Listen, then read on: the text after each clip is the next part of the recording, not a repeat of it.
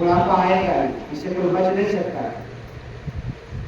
मंगल वह है जो इस संसार के कष्ट से छूट जाए। शिव जी कहते हैं मंगल भवन अमंगल हारी उमा सहित जय जपई, ये नाम जप ही हमारा मंगल है, बाकी सब अमंगल है। नाम जो जपता है उसी का मंगल है, जो नाम नहीं जपता है उसका अमंगल, अमंगल ही अमंगल है। वो एक जन्म नहीं कई जन्म लेगा फिर भी मुक्ति नहीं मिलेगी। नाम ही नहीं ले रहा है, न भक्तों से प्रेम कर रहा है, न सत्संग में आता है, न सत्संग वाले की बड़ाई करता है। यहाँ चलो फलाने के घर पे जो कार्य हो रहा है अच्छा हो रहा है, इतना भी कार्य तो भी उसका मंगल हो जाए, लेकिन इतना भी भगवान बुद्धि नहीं दी और छोटी बुद्धि का है। कई लोग का फालतू का काम है, एक जगह 4 घंटा बैठ के बोल रहा है गाएंगे और फिर चले जाएंगे। लेकिन सराहना जो अच्छा कार्य उसको अच्छा कहने में भी जीव का मंगल हो जाए। तो उन्हीं ब्रह्मा जी से मनु महाराज शत्रुपा, मनु महाराज प्रकट हुए दाहिने भाग से और बाएं भाग से शत्रुपा प्रकट हुए और सृष्टि यहाँ से चालू हुआ मनु और शत्रुपा से। मैथिली सृष्टि माने पति पत्नी का संबंध से अब संतान की उत्पत्ति होगी, यही सृष्टि कर।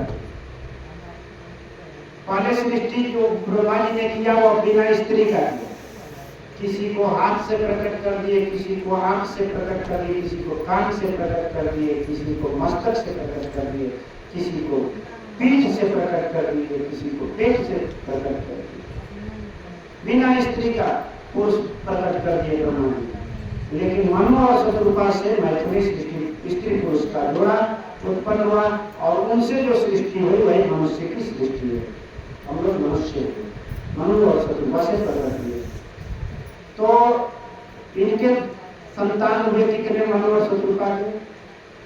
2 पुत्र हुए, प्रियव्रत और उत्तानपा, और 3 पुत्रियां हैं, आकृति देवते और प्रसूति। ब्रह्मा जी की छाया से कर्दम जी प्रकट हुए थे और ब्रह्मा जी ने आदेश दिया पुत्र तो विवाह करो और सृष्टि में भाग लो।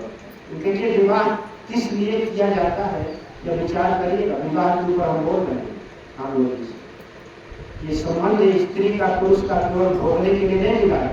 नौकरानी हमारे घर पे नहीं आई है, स्त्री पुरुष का संबंध जुड़ा है, विवाह जो हुआ है यह भगवान की प्राप्ति के लिए हुआ है। दोनों के सहयोग से भगवान की प्राप्ति होगी, दोनों भजन में सहायक होंगे, इसके लिए विवाह का बंधन है।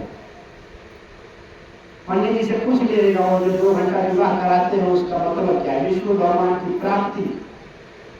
ये जोड़ा से जो 7 फेरे लेते हैं अग्नि के में, और यह जोड़ा दोनों जन मिल करके भगवान की आराधना करेंगे और भगवान को प्राप्त करेंगे। इसी के लिए विवाह बंधन ये स्वीकार किया जाता है। तो कर्दम जी को पिता ने आदेश दिया और आज्ञाकारी बेटे का धर्म है कि पिता की आज्ञा का पालन करे। बोले ठीक है पिताजी विवाह करेंगे। कर्दम जी ने विवाह करने के पहले उन्होंने सोचा कि घर गृहस्थी संसार ये बहुत जैसे कहते बहुत ही कठिन है, कठोर है, दुखमय है और इस पे जीतने के लिए हर संसार में रह करके पति बच्चे के साथ रह करके भजन करना बहुत कठिन है। भगवान की प्राप्ति करना बहुत कठिन है, माया में फंस जाएंगे। कर्दम जी ने विचार करके बोला विवाह करने के पहले, शादी करने के पहले हमें ऐसा कमाई कमा लो कि फिर विवाह के बाद भी कोई परेशानी ना आए, कोई दुख ना आए। तो उन्होंने क्या किया?